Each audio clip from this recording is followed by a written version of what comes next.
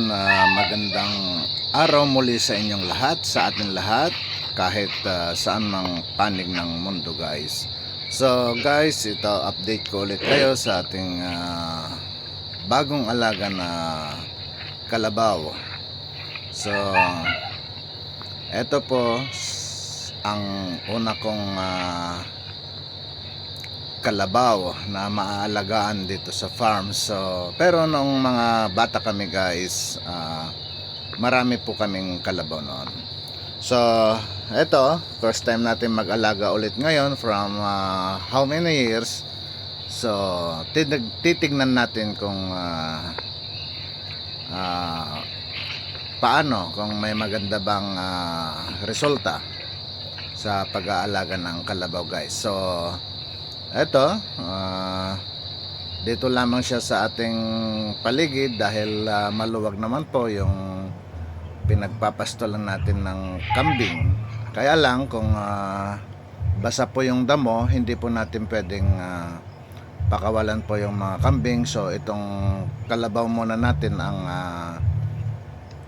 ating kakain sa ating mga damuhan.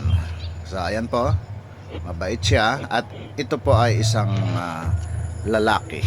So hindi ko alam kung ano ang ipapangalan dito or papangalanan pa ba.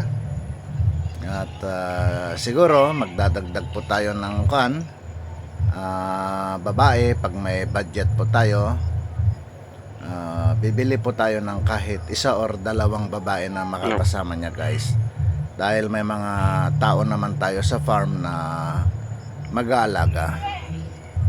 At eksakto pag darating yung panahon na tayo'y uuwi na, so marami po tayong mga alaga.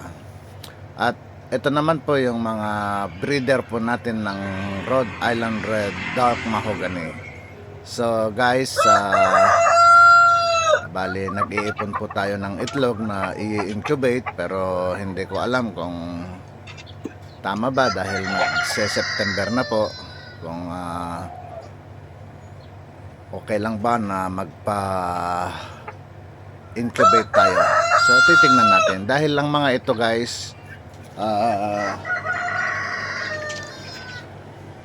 dahil lang mga ito.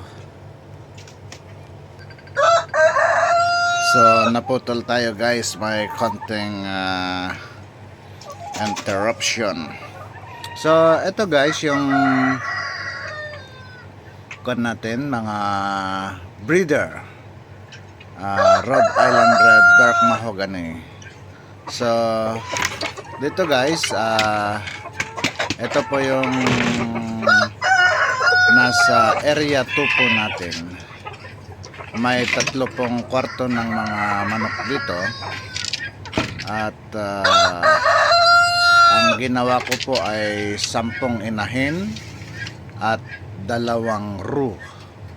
So ayan, may nangingitlog doon. At ito, maganda ang kulay, makinis. So perfect na pang breeders guys. So ito, medyo magasto din lang po ang mag-alaga. Kaya lang kung may tiyaga tayo, syempre mayroon din pong balik sa atin kahit paano. Dahil kung totally na wala pong kikitain sa pagmamanok, ay wala na sigurong mag-aalaga ng mga manok guys. So ayan, tis lang.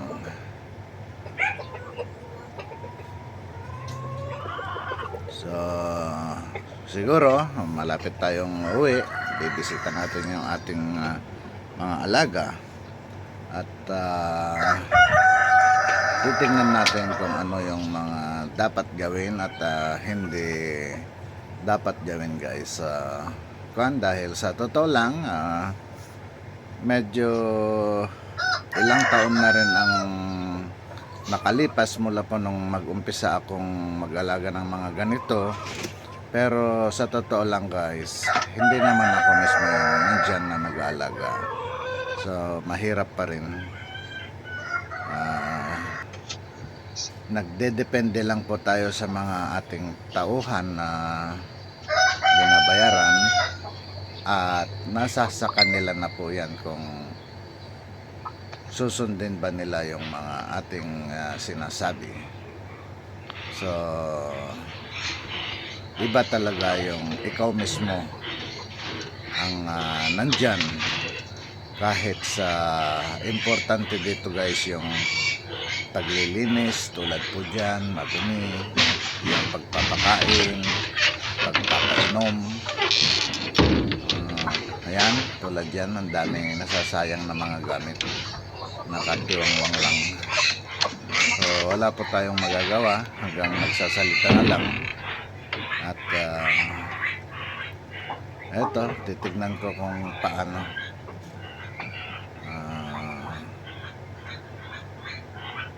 kung mag-uumpisa ba tayo ulit. So ito naman guys yung first na bake natin. Bali dalawa na lang po yung natitira. Yung isa po dito ay gagawin kong inahin itong mas mahaba. At yung isa naman depende kung kakatayin natin to sa December. Pero kung iabot pa natin ng December to guys, mahigit 100 kilo na yan. Titingnan natin kung ano ang magandang gawin, dahil medyo bumaba na yata ang presyo ng mga live weight ngayon, kaya minsan nakakapanghinayang, nakakapanghina yung mag-aalaga, dahil hindi naman po bumababa yung feeds at saka karne ng baboy sa palengke. So yan po ang mahirap. At ito naman yung mga upgraded natin guys. So sa mga gustong mag-alaga dyan, marami po tayong available dito, dahil dalawang inahin po ng upgraded ang nanganak po sa atin, at mayroon pa po tayong isang hinihintay. So sa mga may plano at saka gustong mag-alaga ng bake, ito guys ay hindi na po puro native ito, kaya makikita po malalaking bulas po sila. Ayan po, malalaki sila. So sa mga ito po yung isa. At sa mga gustong mag-alaga ng native guys, dyan marami po tayo sa bahay. I-message lang ako or mag-comment lang, at dili kaya ay pumasyal sa aking bahay. So ito yung hinihintay natin guys na mga anak, mga more or less 1 month siguro mga anak ito. At native pa rin ito, kaya lang mayroon pong lahi. So mas malaki po ang mga ito kaysa sa yung talagang native guys. At ito yung unang nanganak na baboy natin. So kung di ako magkakamali, bali mag-iisang buwan na buntis na po ito. At maghihintay na naman tayo, sakto December siguro pag nanganak to, or November. Kaya titingnan po natin. At ito naman po, dadako tayo sa ating mga kambing. Ito yung bulugan natin guys. At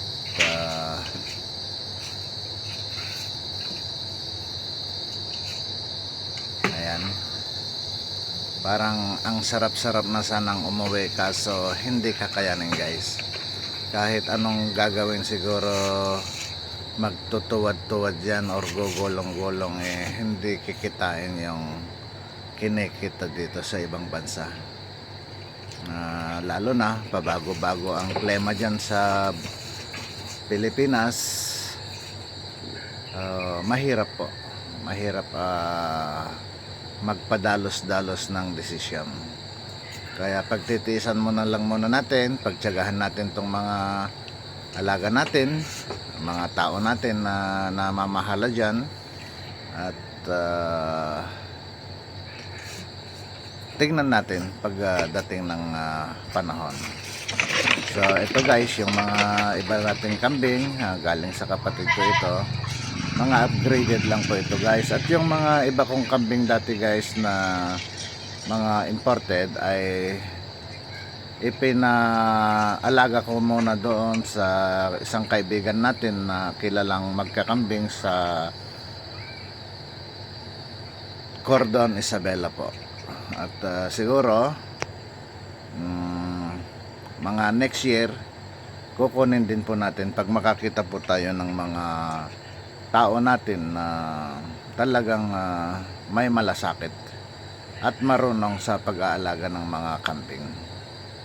So yan, konting tiis, konting tiyaga, may awa din ng Diyos. At pasasaan ba. So dito naman tayo sa ating mga pabo, gansa. Kaya lang guys, sobrang ulan ngayon sa lugar natin at walang maayos na mga kulungan nila.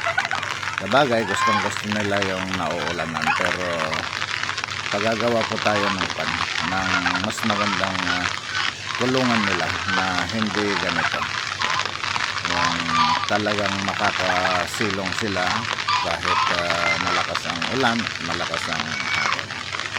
So guys, maraming salamat sa mga nagsusupport sa akin, at shout out po sa inyong lahat. So eto, sana hindi kayo magsawa na nakasupport sa aking simpleng mga videos. At eto, malapit na rin po tayong magbabakasyon. At okay guys, thank you so much and God bless. I love you all.